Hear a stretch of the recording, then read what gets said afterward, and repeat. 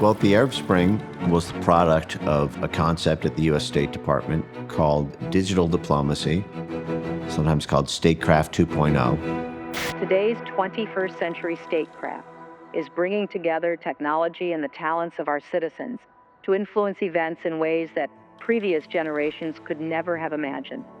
I am very proud that the State Department is engaging the public here at home and around the world through Facebook and Twitter, YouTube and Flickr. So my message is simple. Please use the communication tools at your disposal to advance the interests and safeguard the future of our nation. The policy planning staff in about 2006 brought on a young man named Jared Cohen. At the time, he was in his mid-20s. And Jared Cohen is looking around at the sort of older 50, 60s, 40, 50, 60-year-olds on the policy planning staff and says, what are we doing running these operations out of U.S. embassies and consulates and CIA station houses? Everybody we want to recruit is on social media. And social media can be the supercharger of these operations. We can do it at scale. We can do it at speed. We can do it much less expensively. And what happened was the USAID, the National Endowment for Democracy, the U.S. Institute of Peace, and all of the associated Freedom House network groups were training activists in all over the Arab Spring to be able to use social media to organize protest activity. USAID massively increased expenditures to be able to fund these activist groups. These were Facebook and Twitter revolutions that were systematically toppling the governments of the Obama State Department's adversaries in the Middle East and North Africa. This was really the high watermark of free speech on the internet. If you ask anyone within the blob structure, they talk about the Arab Spring as if that was like their high school prom moment. They were the valedictorian. They were the homecoming king. My message to the Tunisian people is I've been following all of you online and watching what you've done, and it's hard for me to imagine anything else that I've witnessed in my life that's more inspiring.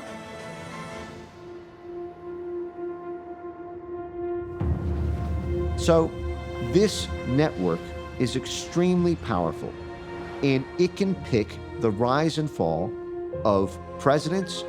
It can destabilize countries. So an extraordinary night of euphoria in Berlin. Within hours of East Germany's decision to let its people go by opening the border to the west, the city erupted in a frenzy of celebration. I mean, really, I don't think that the U.S. would have won the Cold War against the Soviet Union without this. I don't think that there would have been freedom movements that were successful in Poland or Hungary or countless countries around the world without this apparatus. But it became an easy button.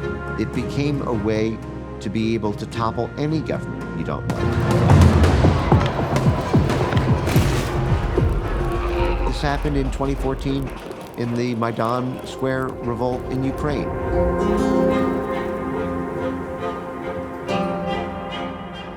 Prior to 2014, Russia completely dominated the natural gas market in Europe because North American companies could not compete.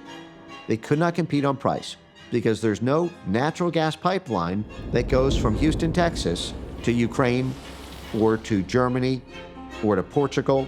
Well, if you're an oil and gas company, what's the best way to get that market? You use the U.S. military and the U.S. Central Intelligence Agency and the U.S. State Department, and you've just captured a $1 trillion market with no improvement to your own products and services, all paid for by U.S. taxpayers paying these government policies, but you need to have the policy personnel in place to do so.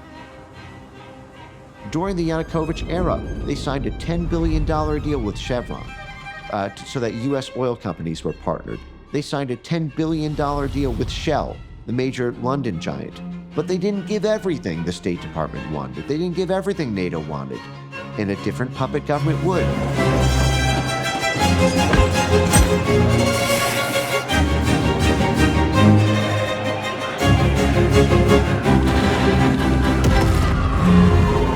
He ran something like $5 billion of U.S. aid funds into the right sector mobs that would effectively riot. Yanukovych had to flee because of violent riots. At this hour, it appears Russian military forces are crossing the border into neighboring Ukraine, in a region of Ukraine known as Crimea. Late today, President Obama went on national television to warn Russia against a military intervention. And indeed, the United States will stand with the international community in affirming that there will be costs for any military intervention in Ukraine. The Obama administration was not expecting Crimea to break away, and the Donbass to break away, and fell into a panic when Crimea voted to join the Russian Federation. The Luhansk and Donetsk regions declared themselves independent, and when that happened, Ukraine became the central focus of U.S. statecraft and the central focus especially of NATO. And as all these different industries, which had made giant pre-investments in a successful coup, as I mentioned, Chevron, $10 billion of investment. Shell, $10 billion of investment. And where were their deposits? They were offshore of Crimea and east of the Dnieper River in the very breakaway part of the state. And so the only way to get those investments back is if the U.S. military, directly or indirectly by funding Ukraine, seizes it back. That's why they went after Trump with the Russiagate and with the FBI probes and with the CIA impeachments and things like that.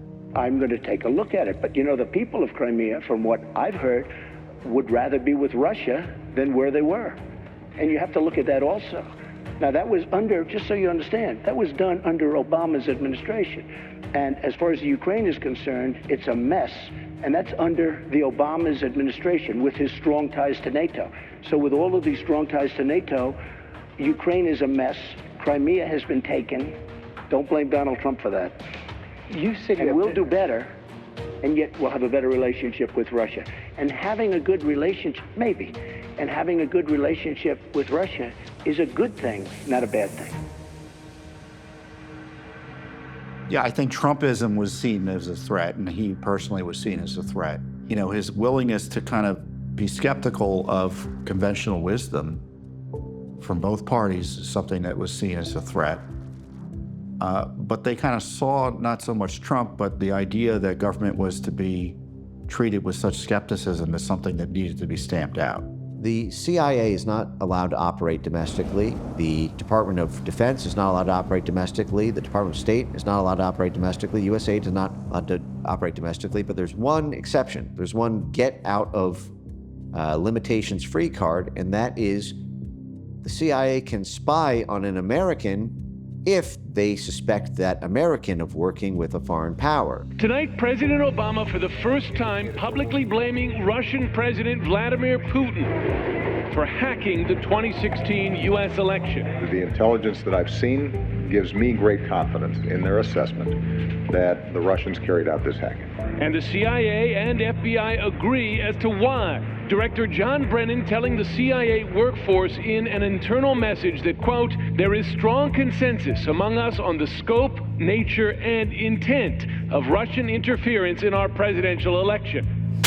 I'm John Solomon. I'm the founder and editor-in-chief of Just the News, a longtime investigative reporter. And when the Russia collusion story broke in fall of 16, my FBI sources told me there's nothing there. It's just a ruse, or it's going to go away after the election. It's not true. We're pretty confident it's not true. And by the way, you look at the documents now, they knew around that time it wasn't true. They knew the Steele dossier wasn't true. But by January, February, March, it had gotten a fever pitch, and I kept wondering to myself, how could it be that something that's not true be taken so seriously and be portrayed as true? Now, you referenced this President's Daily Brief document that was drafted for President Obama in early December that reaffirmed what the intelligence community professionals, as you say, had been assessing for the previous 6 months leading up to the election, which was that Russia neither had the intent nor capability to essentially hack the outcome of the U.S. election.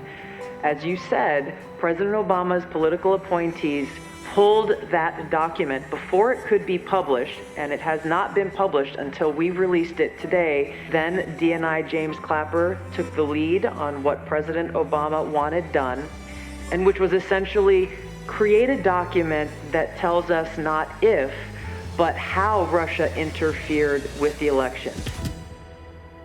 And that's where the big lie first erupted in terms of being able to justify censorship. It's hard to justify censorship against Americans. So what do? You tie them to scary foreign nationals. Simply because they might hold the same views as supposedly these Russian bots were. And this is really where the handoff happened during the time of the 2016 election into the present day, where those same U.S. agencies, the State Department, USAID, the Central Intelligence Agency, went from free speech diplomacy to promoting censorship. For most of our history, censorship is predominantly focused on acts that some people found offensive. And now all of a sudden it became censorship of an entire body of thought, of entire people, or a political class. And that was the beginning of the origins of an extraordinary 5-year buildup of what we now call to be the Censorship Industrial Complex.